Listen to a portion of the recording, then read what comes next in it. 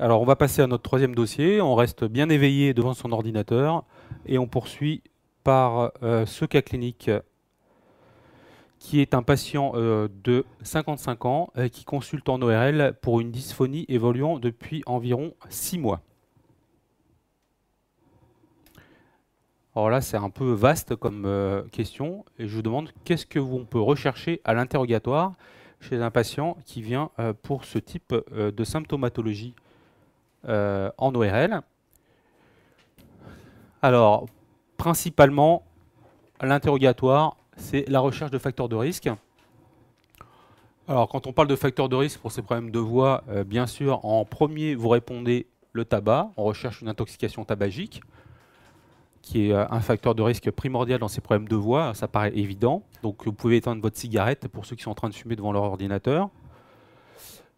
Après, deuxième facteur de risque, l'alcool. Là aussi, c'est un facteur de risque global. Bon, là aussi, vous pouvez aussi jeter votre petit verre d'alcool. Et troisième facteur de risque, aussi à l'interrogatoire, on demande toujours aux gens qu'est-ce qu'ils font comme profession, notamment recherche si ce sont ce qu'on appelle des professionnels de la voix. Bon, c'est un terme un peu générique, ça, professionnel de la voix, ça peut être quoi? Bah, ça peut être les gens qui parlent tout le temps, voilà, les gens qui sont standardistes, qui sont téléconseillers, qui vous appellent, vous savez, le soir, quand vous voulez pas qu'on vous appelle, qui vous appellent pour vous demander si vous avez besoin de changer vos fenêtres. Donc, c'est des gens qui parlent beaucoup au téléphone. Ça peut être des commerçants, des avocats, enfin, c'est des professionnels de la voix, des instituteurs, voilà, tous les profs. Là, on en a plein qui viennent nous voir en consultation pour des problèmes de voix. Donc, il faut les interroger. On les interroge aussi également sur l'existence d'antécédents épisodes similaires de problèmes de voix. Est-ce que c'est le premier épisode? Est-ce qu'ils ont tout le temps la voix comme ça? Depuis combien de temps ils ont la voix qui s'est modifiée? Ça aussi, c'est un élément important de l'interrogatoire. Bon, toujours, s'ils ont pris des traitements. Donc ça, c'est l'interrogatoire habituel d'un patient qui vient pour un problème ORL au niveau de sa voix. Et surtout, là, j'insiste un petit peu aussi, et on interroge aussi toujours, même si les gens viennent uniquement pour un problème de voix, il faut les interroger aussi sur les signes associés qui pourraient orienter sur d'autres problèmes ORL. Vous voyez un petit peu de quoi on veut parler dans tout ce dossier. Et notamment, on demande aux patients si, en dehors de leur problème de voix, est-ce qu'ils n'ont pas une petite gêne à la déglutition, ça s'appelle une dysphagie. Alors, une gêne à la respiration, en général, ils vous le disent, ça s'appelle une dyspnée. Plus important, l'otalgie réflexe, c'est-à-dire une douleur unilatérale. On reviendra sur les adages habituels. Et puis alors là, moi, je vous remets toujours, je vais vous rabâcher ça sur tout le dossier. Est-ce qu'il n'y a pas une petite boule dans le cou, un ganglion dans le cou? Donc là encore, je vous demande, quand vous avez des dossiers comme ça, un peu ORL bien sûr, et puis vous avez l'impression quand même qu'on vous parle de voix, problème de gorge chez patients adultes, tabac, alcool, tout ça, et je crois qu'il faut quand même que vous mettiez en haut, à gauche de votre dossier, donc dès qu'on vous en parle, vous mettez quand même cancer, point d'interrogation, et donc, en gros, ganglion. Forcément, on va vous parler probablement de problèmes de ganglion. Et pour vous rajouter aussi, comme on l'a marqué là, tabac, alcool, tout ça, c'est des petites notions. Forcément, on va vous demander des choses là-dessus dans votre dossier. Donc, ganglion, tabac, alcool, forcément, et d'ailleurs on l'a mis, ça tombe bien, tabac, alcool, ganglion. Forcément, on va vous demander quelque chose là-dessus. Donc, ayez toujours ça en tête. Et pour pas l'oublier, vous le mettez en gros dans votre dossier. Il faudra le sortir probablement à des moments clés de ce dossier. Alors, vous l'avez interrogé et effectivement, il est standardiste dans une grande entreprise de téléphonie et son examen ORL est strictement normal. Quel diagnostic évoquez-vous? Alors, strictement normal, quand on vous parle de ça, ça veut dire que faites confiance à l'ORL, il n'y a rien de particulier, il parle beaucoup. Après, là, si on ne l'a pas dit, c'est que probablement il ne fume pas, donc il n'y a pas de problème de tabac. Qu'est-ce qu'on peut évoquer comme diagnostic chez un patient qui parle beaucoup et qui a une dysphonie et qui a un examen ORL qui est strictement normal? Eh bien, ça s'appelle en fait une dysphonie parce que c'est un trouble de la voix. C'est ce qu'on appelle fonctionnel. Donc, c'est une dysphonie fonctionnelle parce qu'il n'y a pas de lésion organique macroscopique visible à la surface de son examen ORL. Et comme on vous a spécifié il est standardiste et que c'est probablement lié à sa profession, c'est un professionnel de la voix, donc probablement c'est lié à son travail. on appelle ça donc une dysphonie fonctionnelle liée à sa profession. Alors, qu'est-ce qu'on peut lui proposer comme traitement chez ce patient qui parle beaucoup? Bah, on va peut-être pas lui demander, on pourrait lui demander de changer de travail, mais vous savez que dans les conditions actuelles, c'est un peu difficile de dire à un patient d'arrêter de travailler ou de changer de travail. C'est un peu comme si chez les enfants, quand les parents vous amènent leurs enfants parce qu'ils ont tout le temps mal à la gorge, tout le temps le nez qui coule parce qu'ils sont à la crèche, vous leur dites bah, il faut arrêter de l'envoyer à la crèche. Vous savez que c'est pas toujours très facile. Donc c'est plutôt comme réponse attendue là, c'est une rééducation orthophonique. Et d'ailleurs, il y a un item pour le CN où on vous parle de qu'il faut savoir organiser et prescrire une rééducation orthophonique. Donc c'est pour la raison pour laquelle je vous ai posé cette question. Donc c'est une rééducation orthophonique. Donc on fait appel à une profession paramédicale qui est donc les orthophonistes, qui vont parfois donc pouvoir prendre en charge ces patients pour essayer de leur éduquer la voix, pour essayer de leur faire avoir une meilleure voix, notamment chez les gens qui travaillent beaucoup et qui parlent beaucoup. Leur outil, je vous rappelle que la voix, les cordes vocales, c'est du muscle. Donc on peut considérer que ces patients qui parlent beaucoup dans leur travail utilisent beaucoup leurs muscles. C'est des athlètes, entre guillemets, des muscles de la voix. Et donc il faut qu'ils connaissent leurs muscles et il y a des petites choses à leur proposer. Et il faut faire appel à des professionnels de la voix. Ce sont les orthophonistes à qui on envoie nos patients. Mais il faut avoir une vision un petit peu globale de ces problèmes de voix. Et globalement, il faut de toute façon proposer à ces patients une surveillance régulière en ORL, en leur précisant notamment que si ils ont l'impression que leur pathologie s'aggrave ou qu'il y a apparition de signes associés nouveaux, qu'il ne faut pas qu'ils hésitent à revenir consulter, qu'ils reviennent consulter en ORL pour qu'on leur refasse un examen pour vérifier s'il n'y a pas eu d'aggravation, de lésions qui sont apparues au niveau macroscopique.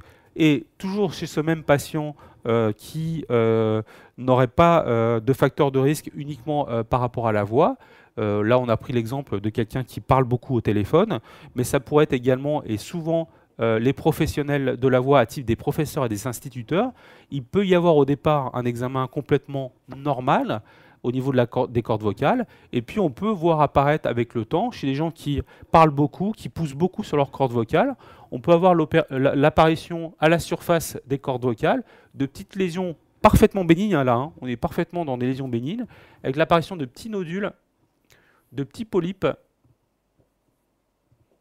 à la surface des cordes vocales, qui sont des lésions bénignes, et qui modifient l'aspect des cordes vocales, qui épaississent un peu les cordes vocales, et donc qui peuvent expliquer avec le temps, au bout de 5 ou 6 ans, de parler beaucoup au cours de leur travail, il peut y avoir l'apparition de petits nodules bénins au niveau des cordes vocales qui pourraient expliquer l'apparition de dysphonie chez un professionnel de la voix et qui pourraient nécessiter une prise en charge spécialisée en ORL avec des petits gestes locaux sous anesthésie générale. Mais je vous répète que là, on reste dans des pathologies bénignes des cordes vocales et du larynx.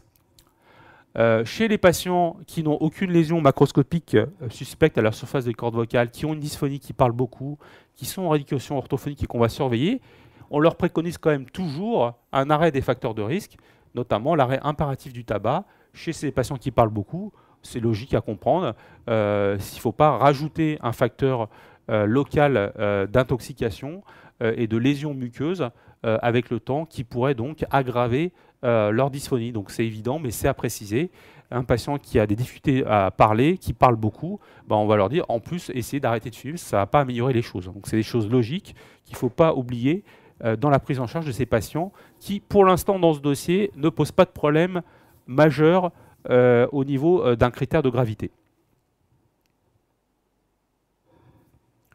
Et là, voilà, là, par contre, on passe à des choses où vous comprenez bien que quand on vous marque après dans un dossier, le patient fume en fait 2 paquets de cigarettes par jour. Ah, bon, là, on sent qu'il va y avoir peut-être des petits soucis. Depuis 30 ans en plus. Bon, ok.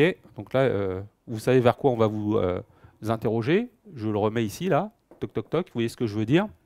Et on vous demande là juste d'évaluer son intoxication tabagique. Donc ça, c'est assez simple. C'est une question qui, ça c'est pour vous donner les points. Donc bien sûr, c'est 60 paquets année. On est d'accord. Comment ça se calcule? Bah, c'est très simple. Considérez un paquet de cigarettes par jour pendant 10 ans, ça veut dire 10 paquets années. 2 paquets de cigarettes par jour pendant 10 ans, c'est 20 paquets années, etc. Et je vais dire quelque chose de complètement... voilà, ça pourrait être, je sais pas moi, 3 paquets de cigarettes par jour pendant 20 ans, bah voilà, ça fait 60 paquets années. Donc on calcule comme ça. Les paquets années, c'est des index d'intoxication tabagique, et on considère quand même qu'il y a un risque de cancer, notamment de cancer ORL, à partir de 30 paquets années. Donc voilà, pour vous donner un exemple. Donc là, on est à 60 paquets années. On est quand même dans un taux d'intoxication qui est majeur, avec un risque non négligeable d'apparition de lésions cancéreuses.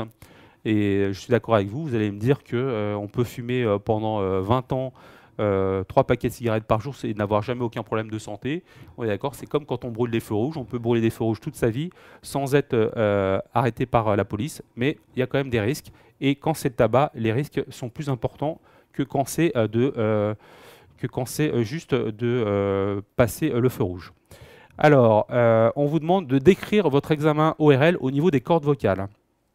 Donc ça, c'est des questions aussi pour vous faire comprendre comment se passe l'examen clinique ORL. Et la réponse qu'on demande, c'est soit, et vous pouvez répondre en premier, ce qu'on appelle une laryngoscopie indirecte. C'est le premier examen qu'on demande. Et le deuxième examen qu'on vous demande, c'est la nasofibroscopie laryngée. Alors on va s'arrêter juste quelques instants pour essayer de comprendre ces deux termes, parce qu'il y a des confusions qui sont très fréquentes dans votre esprit par rapport à ces termes qui sont à comprendre.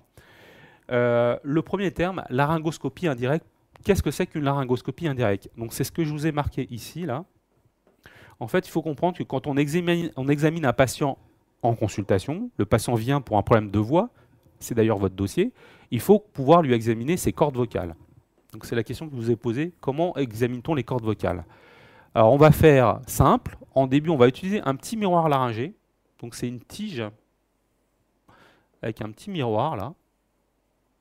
C'est un peu pour vous en souvenir, quand vous allez chez le dentiste, souvent il vous regarde aussi dans la bouche avec un petit miroir.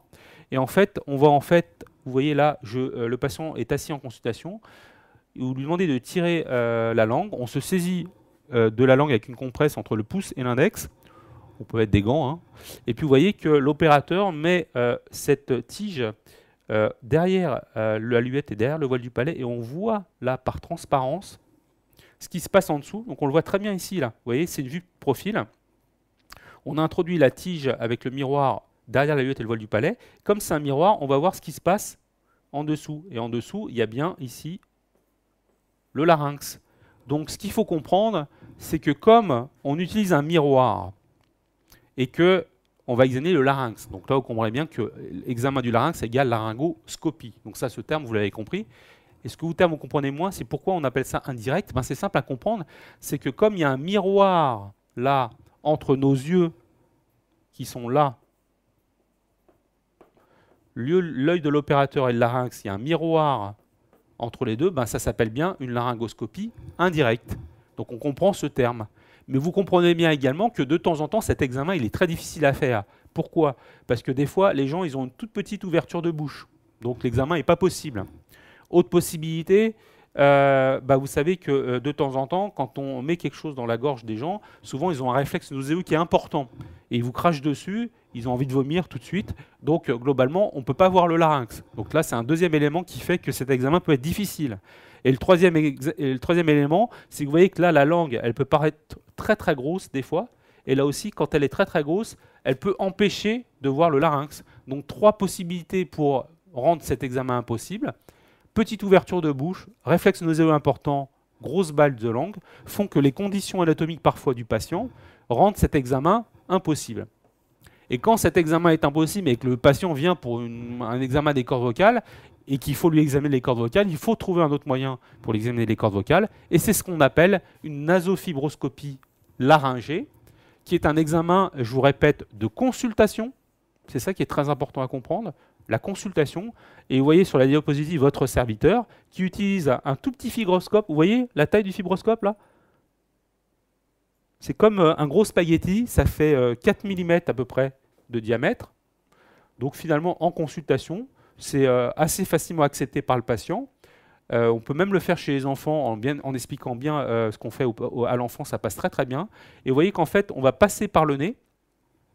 Donc on va justement court-circuiter le problème de la petite ouverture de bouche, du réflexe nauséeux et des difficultés qu'on pourrait avoir avec cet examen, avec la grosse base de langue. Et donc on va passer par le nez. Et par le nez, on va se mettre au-dessus du larynx et on va pouvoir comme ça examiner sans difficulté les cordes vocales du patient en consultation. La petite limite de cet examen, si vous voyez que c'est un fibroscope qui est relativement court, voilà, on ne peut pas l'enfoncer plus de ça, donc ça veut dire que globalement, on ne va pas pouvoir aller très très loin, à part au larynx. Bien sûr, comme le diamètre de ce fibroscope est petit, on ne peut pas faire de biopsie, il n'y a pas de canal opérateur, biopsie égale 0, donc c'est la grosse différence dans cette fibroscopie avec les fibroscopies des gastro, la fibroscopie oesogastrique ou la fibroscopie bronchique des pneumologues, où eux ils ont un canal opérateur pour passer des pinces et pour faire des biopsies. Là c'est pas possible avec ce fibroscope. Et bien sûr il n'y a pas d'aspiration non plus possible. Les aspirations c'est pas possible. Donc ça n'a rien à voir avec une fibroscopie oesogastrique ou pneumologue. Donc c'est un examen simple de consultation. Et on ne peut pas faire de biopsie avec. Ça, c'est un élément très important. Vous allez voir dans la suite pourquoi. Donc, c'est les deux examens possibles pour examiner des cordes vocales. Alors, vous avez toujours ces mêmes patients gros fumeurs. Je vous ai mis la diapositive d'un aspect des cordes vocales. Et vous voyez, on vous demande quelle pathologie suspectez-vous, comment en faire la preuve. Bon, là, vous avez compris à peu près de ce dont on veut parler. Vous voyez que là, même sans rien savoir, vraiment, quand vous voyez une diapositive de ce type, donc de l'iconographie de ce type, vous voyez que là, je vous dessine une corde vocale qui est normale. Là, on voit un tout petit bout de corde vocale, le tiers antérieur qui est normal, parce que l'avant est là, l'arrière est là, la droite est là, la gauche est là. Donc c'est une vue d'un larynx. Et vous voyez que là, il y a une espèce de gros truc là, pas beau du tout, là, dégueulasse. Qu'est-ce que ça peut bien être sur la corde vocale? Une espèce de lésion blanchâtre, ulcérée, bourgeonnante, pas belle du tout. Eh bien, je vous le donne dans le mille. Qu'est-ce qu'on avait dit au début quand on vous parle de problème de corde vocale, chez un fumeur probablement? C'est qu'on veut vous parler forcément probablement d'un cancer de la corde vocale. Parfait. Si vous voulez aller plus loin, ça suffira de mettre cancer de la corde vocale. Si vous mettez cancer du larynx, ça sera bon aussi. Cancer des VADS, bien sûr, on veut que ça soit le terme cancer ou lésion très suspecte. On veut que vous réagissiez vite pour dire que c'est en tout cas que c'est pas normal, qu'on n'est pas du tout dans le cadre d'une pathologie bénigne. On s'oriente vraiment vers quelque chose sûrement de malin. Vous savez qu'en ORL, je vous parle bien en ORL, dans les cancers de l'alcoolo-tabagique, l'anapathe, ça pourrait vous être demandé en question subsidiaire. Quelle est la forme anatomopathologique la plus fréquente des cancers ORL de l'alcool-tabagique? Bien sûr, on veut vous faire dire carcinome épidermoïde. Donc je vous l'ai marqué pour que vous le rappeliez. Et surtout, ce dont je veux que vous vous rappeliez, c'est comment on fait la preuve du cancer, puisque là, pour l'instant, on a juste une suspicion, un aspect de consultation de lésions macroscopiques suspectes. Pour le confirmer, il faut faire quoi? Il faut faire cet examen qu'on appelle une pan-endoscopie des VADS, des voies aérodigestives supérieures. Et vous savez bien que cet examen, il se fait sous anesthésie générale et ça sera 0 à la question si vous ne mettez pas qu'il faut des biopsies, bien sûr. Biopsie, le terme, il doit être marqué pour confirmation médico-légale, anatomopathologique du diagnostic de cancer. Donc tous ces mots sont importants. Pan-endoscopie des VADS sous anesthésie générale avec biopsie. Très important.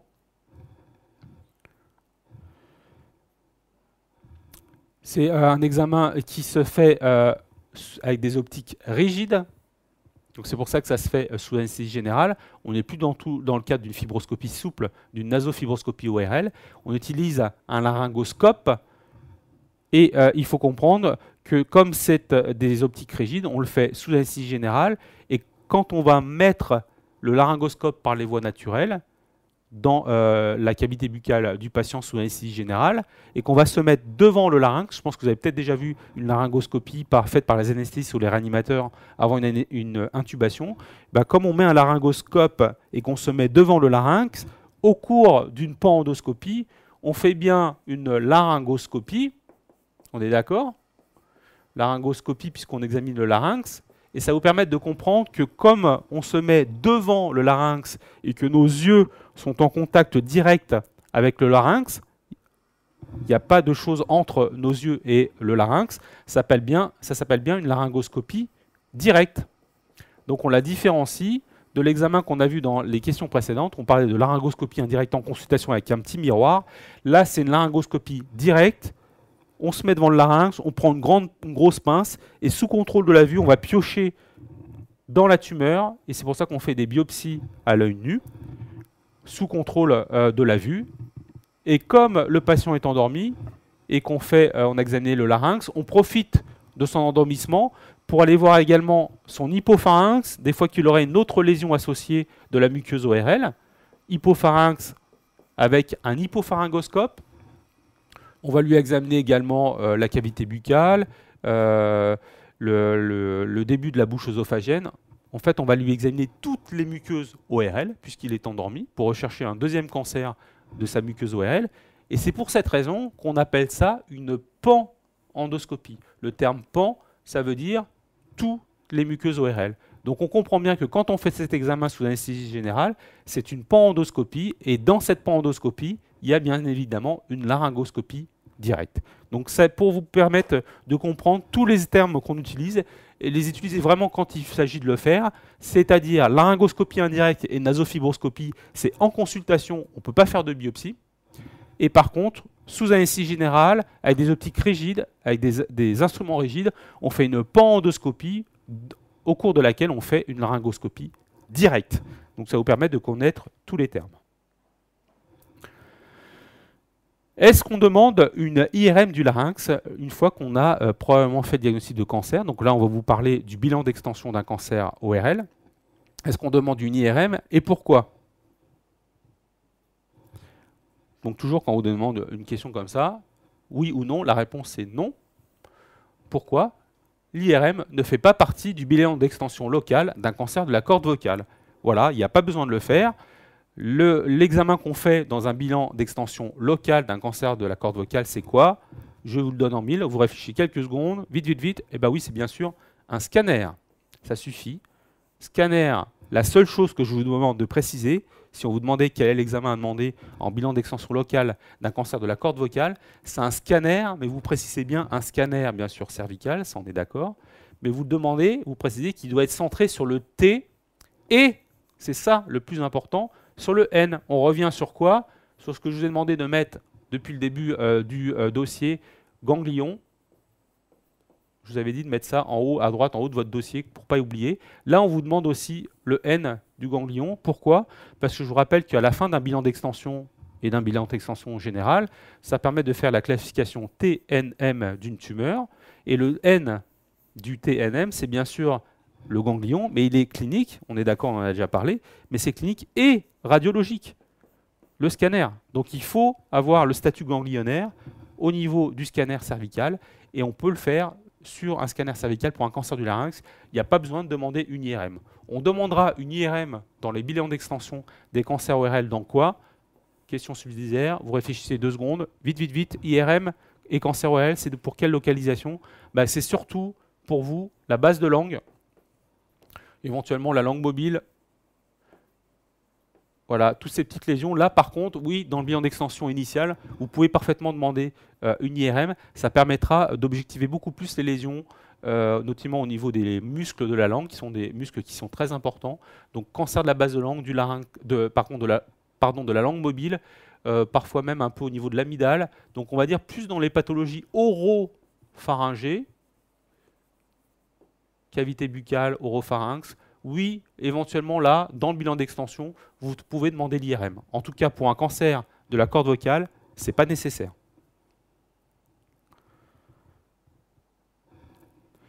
Question suivante, faut-il demander un PET scan? Pourquoi? Pareil, oui ou non? La réponse, non, pas de PET scan.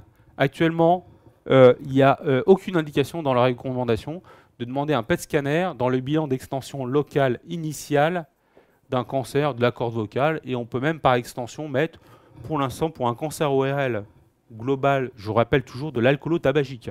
Là, c'est toujours une notion importante. Je parle bien du carcinome épidermoïde de l'alcoolo-tabagique. Je ne parle pas du cancer du cavum et du cancer de l'ethmoïde. Vous l'apprenez toujours en même temps dans les cancers ORL. Ce n'est pas du tout les mêmes cancers, ce n'est pas du tout la même localisation, pas du tout les mêmes facteurs de risque, pas du tout le même bilan d'extension. Donc je ne vous parle pas de ça. Moi, je vous parle de nos cancers ORL, de nos alcoolo-tabagiques, ce qu'on appelle nos totaux ORL, là, nos petits gentillets. Là. C'est l'alcool, le tabac. Pour eux, il n'y a pas besoin pour l'instant encore de PET scan dans l'examen, dans le bilan d'extension initial. La seule indication actuelle du PET scan en ORL pour ces cancers de l'alcoolo-tabagique, c'est quoi? C'est éventuellement dans la surveillance après traitement. Donc ça, c'est pour vous donner les raisons. Surveillance après traitement, pas avant 3 à 6 mois après le traitement initial. On verra tout à l'heure les traitements des cancers ORL. Et c'est pour différencier quoi? Soit une récidive, récidive ou fibrose. Vous savez que parfois l'examen clinique ORL, même parfois les examens par scan ou IRM sont parfois difficiles, nous permettent de différencier difficilement une récidive de la maladie d'une fibrose post-thérapeutique. Et là, effectivement, le PET scan, s'il n'est pas fait trop rapidement après le traitement, peut parfaitement nous donner des éléments pour parler de récidive. Donc dans la surveillance, pourquoi pas? Et dernière petite indication du PET scan en ORL, dans les cancers, c'est si on est en présence d'une grosse tumeur cervicale, donc un ganglion qui semble métastatique dans un contexte de patient alcoolo-tabagique. Donc un patient qui se présenterait avec une grosse tumeur cervicale, un gros ganglion métastatique, on va dire N3, donc très gros, fixé, et qu'on ne retrouve pas, avec tous les examens qu'on a fait initialement, on ne retrouve pas la cause initiale du cancer. Ça peut exister de temps en temps. C'est ce qu'on appelle les métastases d'un carcinome épidermoïde sans porte d'entrée retrouvée. Il peut y avoir parfois des micro-cancers, notamment des micro-cancers de l'amygdale, qu'on ne verrait pas à l'examen initial de la cavité buccale, de l'oropharynx, et même en endoscopie sur l'anesthésie générale, même sur le scan, même sur l'IRM. Et dans ces cas-là, on peut demander un PET scan qui parfois peut retrouver des petits cancers qu'on n'aurait pas vus à l'examen initial. Donc ça peut rendre service. C'est vraiment la seule indication. Et globalement, je ne pense pas qu'on puisse trop vous le poser pour un de vos dossiers. Voilà pour les indications actuelles du PET scan dans les cancers de l'alcoolo-tabagique ORL. Je ne parle pas, je vous rappelle, du cavum ou de l'ethmoïde. On vous demande dans la question 9 si le patient était en fait âgé de 83 ans et atteint d'une insuffisance cardiaque et rénale, quel serait alors le meilleur traitement à lui proposer? Pourquoi? Eh bien, dans ce cas présent, on vous demandera de répondre une radiothérapie externe exclusive qui fait partie du traitement. Pourquoi? Puisqu'il existe une contre-indication à la chirurgie à cause de l'âge et du terrain.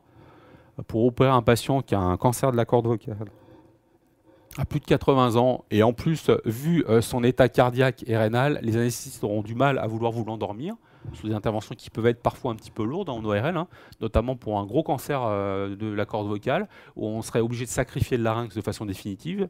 Entre guillemets, ça s'appelle une laryngectomie totale, c'est une mutilation importante, les gens ne peuvent plus parler après, ils ont un trou pour respirer, et c'est une intervention très lourde et longue.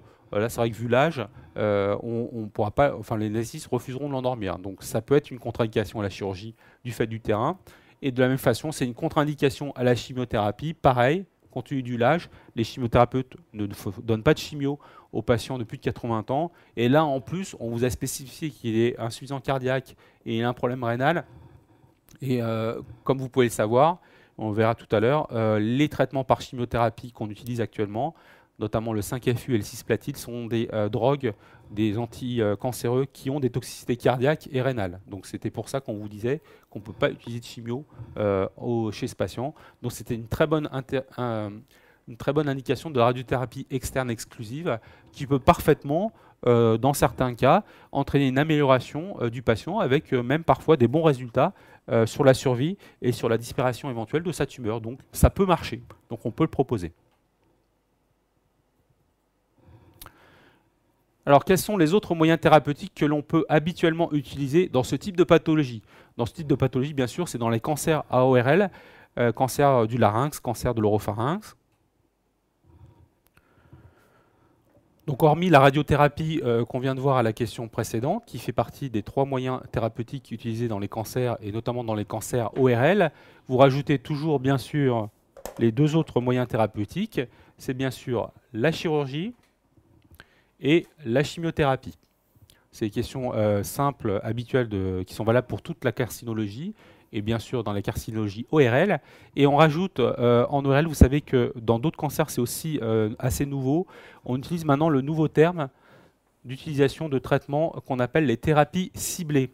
Thérapie ciblée, ce n'est pas vraiment de la chimiothérapie, c'est des médicaments qui vont agir sur le cancer, qui sont des drogues qui sont moins toxiques que la chimiothérapie. Et dans les cancers digestifs, c'est utilisé déjà depuis quelques années. Et en ORL, c'est nouveau. On l'utilise maintenant depuis quelques années. C'est les médicaments comme l'Erbitux, qui sont des médicaments qui vont avoir la possibilité et qui ont l'AMM pour traiter les cancers ORL, notamment quand il existe des contre-indications à l'utilisation de la chimiothérapie du fait de la toxicité potentielle, ou parce que les patients sont inopérables, parce que les tumeurs sont trop grosses, ou s'ils sont déjà à un stade métastatique, ben là, ça peut être parfaitement indiqué de proposer des thérapies ciblées qui sont très bien tolérées et qui ont une certaine efficacité de stabilité de la maladie dans ces maladies parfois graves, et qu'il faut donc maintenant connaître dans ces années actuelles sur l'utilisation des thérapies ciblées dans les cancers ORL. Par contre, il y a un point qui est très important pour toutes les questions de cancérologie et bien sûr les cancérologies ORL, et je vous remets dans votre petit cadre que vous devez mettre quand on parle de cancérologie ORL. Je vous ai rappelé qu'il fallait ne jamais oublier le problème des ganglions, le problème des facteurs de risque, et je rajoute aussi la RCP. Vous savez, c'est cette réunion de concertation pluridisciplinaire d'oncologie qui est maintenant quelque chose d'obligatoire dans la prise en charge des patients atteints d'un cancer en France. On ne peut plus traiter un cancer ORL tout seul dans son coin en tant que spécialiste d'organes, ce qu'on pouvait peut-être être amené à faire il y a quelques années. Maintenant, les décisions doivent être prises en nombre avec des spécialistes de la cancérologie. Il y a bien sûr toujours, donc quand on parle, si vous aviez une question sur la RCP d'ORL, pour quelqu'un à qui on devrait proposer un traitement, quels sont les acteurs, puisque ça, on parle d'acteurs de la RCP. Bah, vous mettez bien sûr en premier celui qui a fait le diagnostic ou qui est en train de le faire, c'est-à-dire le chirurgien ORL pour les cancers ORL. Vous rajoutez après les oncologues qui peuvent être chimiothérapeutes et ou radiothérapeutes. Et puis après, vous avez une multitude d'acteurs, ils vous rapporteront tous des points. Je les mets en vrac, c'est l'anapathe, le radiologue, l'anesthésiste, le nutritionniste. En ORL, n'oubliez pas le stomato. Voilà, on a fait presque le tour. Il y a aussi le chirurgien plasticien qui reconstruit. Ah, n'oubliez pas aussi l'addictologue pour le tabac et l'alcool.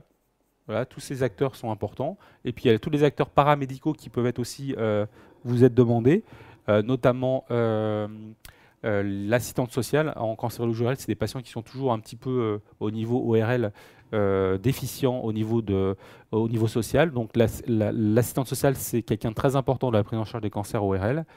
Il y a bien sûr également les kinés, les orthophonistes, l'infirmière, et notamment maintenant il y a une infirmière de carcinologie qui est aussi très importante dans cette réunion, elle nous aide aussi notamment dans le diagnostic d'annonce du cancer.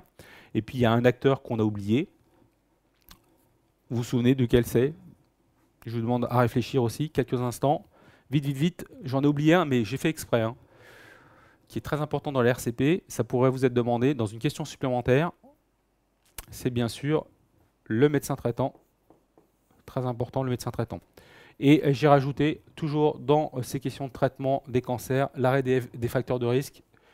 Forcément, ça vous est demandé. Ici, arrêt du tabac, ça pourrait être l'arrêt de l'alcool. C'est obligatoire, bien sûr, dans la prise en charge des patients atteints d'un cancer ORL. N'oubliez pas, je vous demande de ne pas oublier, l'arrêt des facteurs de risque. Donc, en conclusion de ces problèmes de carcinologie ORL, vous voyez qu'on peut faire des dossiers très très longs. Je vous ai mis les points clés à ne jamais oublier, ceux que je vous remets toujours la petite case, que vous mettez en premier. Facteurs de risque, les ganglions, ça vous est demandé à l'examen clinique, aux examens complémentaires, au traitement. Donc n'oubliez pas, par exemple, traitement chirurgical. Quand vous parlez de traitement chirurgical d'un cancer ORL, si vous avez peut-être cette notion de laryngectomie, de BPTM, Donc ces problèmes de traitement des cancers ORL, n'oubliez pas les curages. Curage cervical, on ne vous demandera jamais si c'est unilatéral, bilatéral, fonctionnel, radical, mais n'oubliez pas le terme curage ganglionnaire cervical, c'est dans les traitements et ça fait partie du traitement. L'examen clé pour faire le diagnostic, c'est la pan-endoscopie des VADS sous AG avec biopsie. Donc ça, c'est obligatoire. Le bilan d'extension, on l'a vu, local et général. Mais on peut également vous demander l'examen, le bilan d'extension pré-thérapeutique et notamment pré-thérapeutique avant radiothérapie avec le problème des dents. Donc ça, sachez les contre-indications, les effets secondaires de la radiothérapie, avec surtout les problèmes de mucite. Donc ça pouvait faire l'objet d'une question complète. La mucite radique, avec les problèmes de salive, problèmes de goût, les problèmes d'hypothyroïdie après traitement par radiothérapie, et puis aussi, bien sûr, le problème stomato avec les risques d'ostéoradionécrose. Donc vous voyez que ça, c'est des termes aussi importants qui peuvent faire l'objet de questions complètes dans ces dossiers de cancérologie ORL par rapport à la radiothérapie. C'est des questions tiroirs à savoir. Les moyens thérapeutiques, on les a vus, mais n'oubliez pas les traitements de la tumeur et des ganglions. Et j'aurais mis pour la dernière fois, pour pas que vous oubliez l'arrêt des facteurs de risque, tabac, alcool. Et puis là, j'ai mis vraiment une diapo quasiment complète pour la RCP. Alors ça, c'est illusoire de vouloir traiter un dossier de cancérologie ORL ou autre de général sans une RCP. Forcément, ça vous sera demandé, avec éventuellement les acteurs, j'y reviens pas. Juste, je remets en gros là, pour pas que vous l'oubliez, le médecin traitant, médecin généraliste, médecin référent. Pourquoi? Et ça, c'est la vraie question. Ça peut vous être demandé. Et oui, c'est ça la question que je voulais vous poser. Pourquoi il est aussi important le médecin traitant? Alors bien sûr, vous mettez que c'est dans la collaboration avec le spécialiste d'organes, dans la prise en charge du traitement, dans la surveillance du traitement et l'équipe spécialisée à l'hôpital dans le traitement de son cancer, mais aussi parce que c'est le médecin traitant qui fait la demande de prise en charge à LD30. Par rapport à la prise en charge à 100%, c'est plus le spécialiste d'organes qui doit faire cette demande, c'est le médecin traitant. Et ça peut parfaitement vous être demandé en dernière question d'un dossier de cancérologie. Quelles sont les choses administratives qu'on doit faire quand quelqu'un a un cancer et qui doit le faire? C'est le médecin traitant qui doit faire la demande de prise en charge à LD30. Et enfin, dans ces problèmes de cancérologie ORL, plus particulièrement, on pourrait vous demander des questions aussi sur la surveillance d'un cancer ORL. C'est une surveillance qui est vraiment très très régulière. Régulière, pourquoi? Parce que même si on a dit à la question précédente, à la diapo précédente, qu'il faut arrêter les facteurs de risque, vous savez que parfois c'est un petit peu difficile pour ces patients d'arrêter le tabac et l'alcool.